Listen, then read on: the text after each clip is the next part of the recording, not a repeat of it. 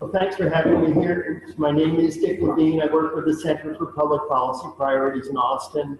The center was started about 30 years ago by the Benedictine Sisters of Boerne, Texas, near San Antonio. A group of Catholic nuns who had a nursing home in San Antonio that they sold and set aside the proceeds to continue their good works. And in their monastery in Boerne, they have a Head Start Center and other services for people of that community. But they also hired someone to come to Austin to help educate the legislature about health issues. Over time, it's grown, and we now have, we're now independent of the sisters, although they still come to our fundraisers every year. It's always good to see them. We now have a staff, full-time staff of 20 people and 6 or 8 interns, as many as we can fit in. And we cover health and human service issues, Medicaid, Obamacare, nutrition, like school breakfast, mental health issues. We have a group that's concerned with education, both public ed and higher ed, well, actually from pre-K to public ed and higher ed, and also workforce development. And I work with one person. She focuses on the budget. I focus on the revenue side. We're obviously two sides of the same thing. What I want to talk to you today about is the action alert you have is called Urge Senators to Use Savings Instead of Cutting Out the Human Service Programs. It's a good explanation with a good script on back for you to call your legislators. The focus on health and human service is because that's what the Senate Finance Committee, which is going first on the budget, is dealing with exactly this week. There are 2 specific proposals here. They're pretty well explained. I want to give you a little bit of background, which is that there is, as you have heard, a shortfall. There is not enough money to even continue what we're doing now, the less than adequate amount that the state is spending on public services now. It is in part, but not in major part, because of the decline in oil and gas prices and the effect that's had on the economy. The major cause is what the legislature has itself done, mainly in the last session. They passed a tax cut on the franchise tax, often called the margins tax, the main business tax, and they cut it by a quarter. It was one of the largest sources of support for spending, and it's been reduced by $2.6 billion in this coming budget. They also had tax cuts of smaller kinds of another $1 billion. There was something that was approved by the voters to increase the homestead exemption. There's a mandatory statewide exemption when you're paying your school property taxes. It had been $15,000 and was raised to $25,000. So if, say, your home was worth $225,000, you wouldn't pay taxes on the full $225,000, you pay only $200,000. Even though this is now, the state through the school finance formulas guarantees that the school districts won't lose anything because of this mandatory exemption, but that now costs the state money. That's money that's not available for other parts of the state budget. But in fact, since they were looking for tax cuts last session, among the tax cuts that they were considering, this was the one that we were willing to support because that extra $10,000 reduces school property taxes for homeowners by about $125 a year. And that $125 may not mean a thing to somebody with $1 million home, but it certainly would help somebody with, say, a $200,000 home. So it's a relatively progressive way to reduce taxes. Our tax system as a whole is dramatically regressive, mainly because of its reliance on the sales tax, which takes a much bigger proportion of the income of low and moderate income families who have to spend everything they have just to keep their families going, compared to upper income families who have money left over for savings and also spend a lot of money on services that are not taxed. Lawyers, accountants, stockbrokers, none of that is taxable. So this is how the legislature came in, net $10 billion less available for the Appropriations Committee and the Finance Committee to write the budgets. The largest chunk of this, half of it, $5 billion, is because they are taking sales tax money. The sales tax supports more than half of all tax revenue going to support the budget. And they are taking $2.5 $2.5 billion above the first $28 billion every year and sending it to the highway fund. In other words, the sales tax comes in and goes to what we call general revenue, up to $28 billion. The next 2.5 each year goes straight up to the highway fund, and then if there's more, that goes back into general revenue. So 2-year budget, $2.5 billion, that's $5 billion less to write the budget. What happened is, because the economy was a little bit weaker, they didn't even get to the $5 billion. It's about 4.7. But what that means is the sales tax available to write this coming budget is exactly the same as the sales tax that's available to write the budget we're still in right now. Even though we have more people, even though things that the state has to buy and pay people cost more, they put a cap essentially on the ability of the sales tax to support public services other than highways. And that is the first part of this call for action, which is there was a provision when this was enacted and approved by the voters that by a 2/3 vote, the legislature just canceled that diversion for 1 year or 2 years. That would be 2.5 or almost $5 billion. It would not go to the highway fund. We're not saying there's not need for transportation, but there's probably greater need for some of the things like CPS, public education, all the important things that are currently underfunded in the state budget. So that is the first ask. Call your legislator, or visit their office and say, why don't you just put off this transfer of the sales tax to the highway fund for 2 years? We need the money now. Highway funding is a long-term commitment that it can be put off for a year or two. And actually, it's only half of the diversion can be canceled. The other half's going to the highway fund anyway.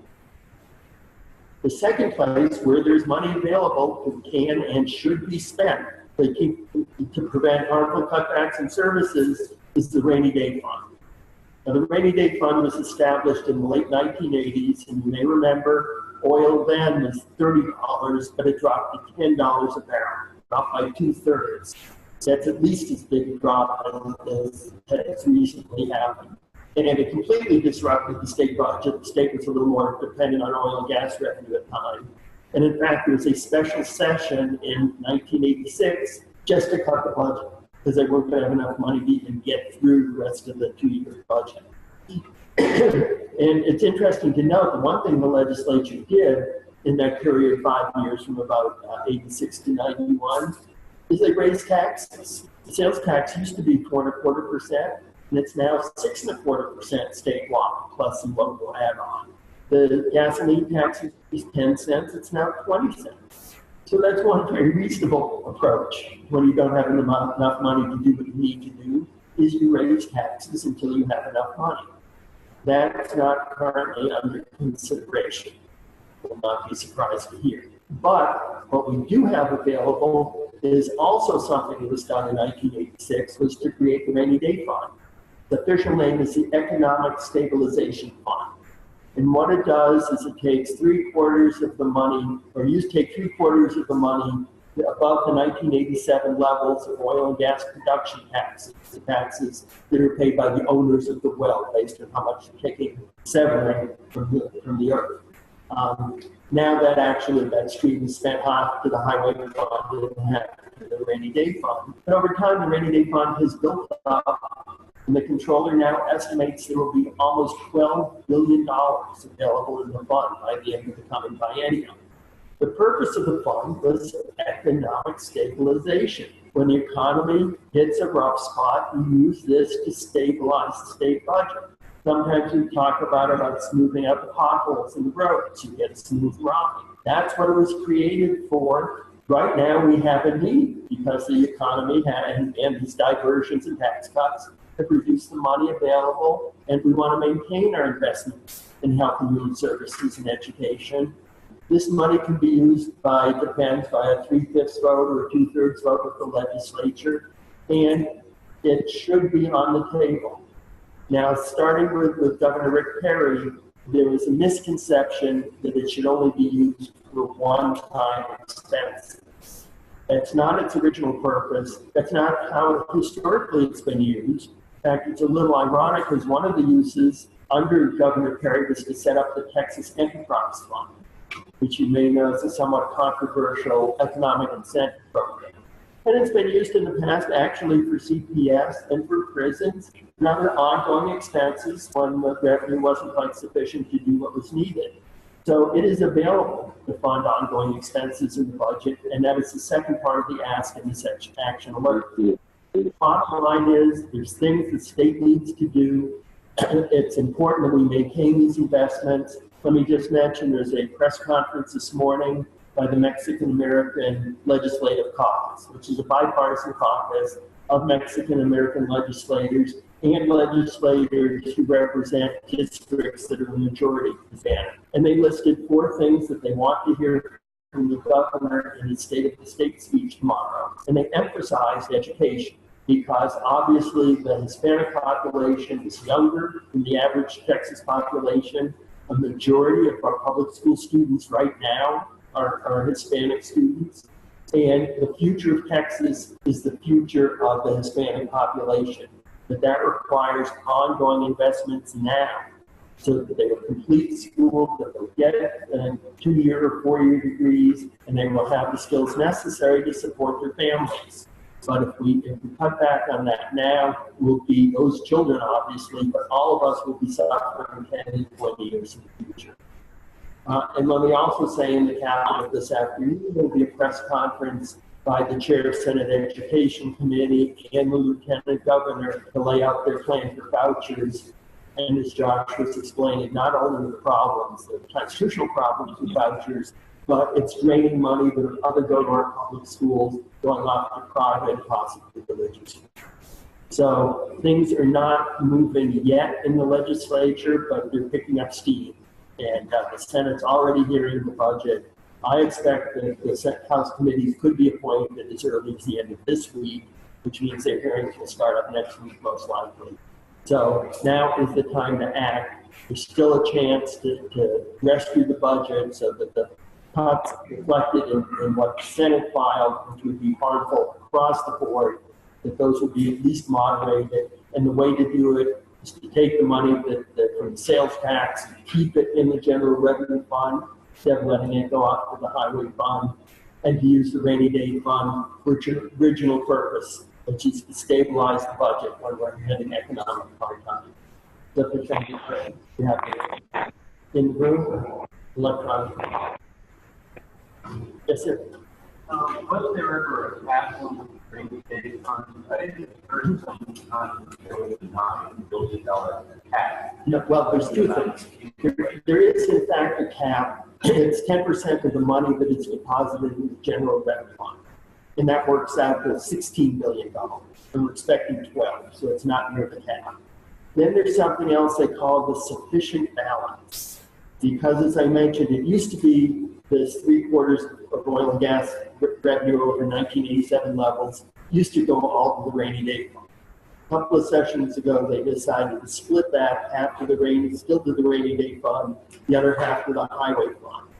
But they set what they call a minimum sufficient balance. If it falls below that, the money that flowed to the highway fund is cut off, and the oil and gas revenue goes only to the rainy day fund until it builds up to that minimum balance. That's $7.5 billion. So even if they don't want to disrupt the flow to the highway fund with this oil and gas revenue, that gives them $4.5 billion that they can spend off the top without disrupting anything else, and would really be useful in maintaining health and human services and education.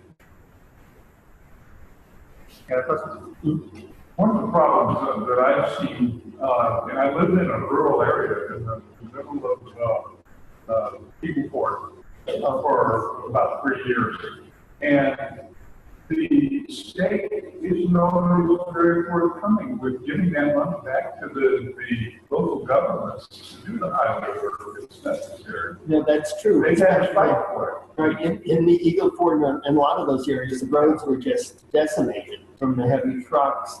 And they did set up something, but I think 197 out of the 254 counties applied, so that spread so thin that I'm sure you never noticed it in that neighborhood.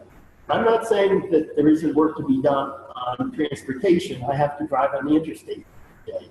But there's other things that need to be done too. Yeah. And the money's available if they're willing to use it. Is the fund designated for highways going to be used, or are they just going to sit on it like they do the rainy day fund? Well, actually there's a state auditor's report that I only read the summary of that essentially said that TxDOT wasn't really able to handle all the money it had already because of just internal disorganization, but I don't know any more. They don't have any plans for it, really. Well, they may, I mean, this is a long-term project, Yeah. any transportation, but it sounds like TxDOT may not be up to it, right? Thanks. Any other online, I don't see any online questions going once, going twice in the room. Sort of off the wall question. I live in Houston, and we rejected this measure to send our recapture payment for Robin Hood under sort of an idealist notion that maybe the state legislature is going to reconsider education finance, and we won't have to give up our property to be taxed by another district. Is there any chance that that is going to be reconfigured this session? For people who didn't hear the question, they're in the school finance system. I'm sure you've all heard it referred to as the Robin Hood system. And that's because school districts to reach a certain level of wealth per student have to take some of their local property taxes and send it back to the state, that the state then used to help fund the rest of the foundation school programs called. But technically, when you hit that level, the voters have to approve. There's 5 different ways to deal with it, but almost universally, the way that a rich school district, a property-rich school district deals with it is they write the check. In Houston, the school board and the teachers union and the newspaper and the mayor all ask people to say no to that standard request. But there is a backup that the state has, and it's called detachment. And what it'll do is it'll take out of the jurisdiction of the Houston Independent School District the most expensive property within the school district, downtown office buildings probably, until it's down below the wealth level in which recapture is required. That property doesn't go anywhere, obviously, but it will be taxed by a different, less wealthy school district, probably at a higher tax rate, because HISD had a relatively low tax rate. It also means the remaining property has to still cover all the bonds that the school district has put out, but now there's less property to tax to pay off the interest on the bonds, so the taxes on everybody else is going to go up. I have no inkling that the legislature is going to do anything to help Houston out of this self-inflicted, totally unnecessary wound. Let me also say that they commonly say, well, 80% of the students in Houston are from low-income families, which is true. We're not saying when we say it's a wealthy district that there are wealthy people in it or wealthy students. It's the taxable value per what's called weighted student. And weight means there's certain adjustments. You take how many actual kids there are sitting there, and then school districts get a little extra if they're from low-income families, a little extra if they don't speak English at home, a little extra if they're gifted and talented, actually a lot more extra for special ed, which is a whole different issue. So we're not talking, the fact that there's 4 kids is already taken into account. It's the fact there's a lot of property. And it's Houston's doing pretty well. Those big towers are worth a lot. And now they're going to be, if nothing changes, they're going to be paying taxes to all people. And the rest of HISD is going to have to make up the difference on debt service. So I don't get it. I don't think it was a good choice.